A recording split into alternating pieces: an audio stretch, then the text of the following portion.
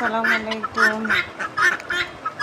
আমি আমার চীনা হাঁসকে দুপুরে পানির সাথে লেবু রস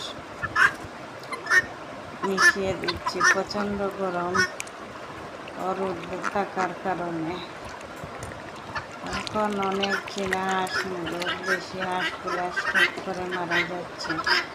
এই জন্য ওদেরকে আমি চিনি লেবু দিয়ে পানির সাথে মিশিয়ে দুপুরের খাবার হিসাবে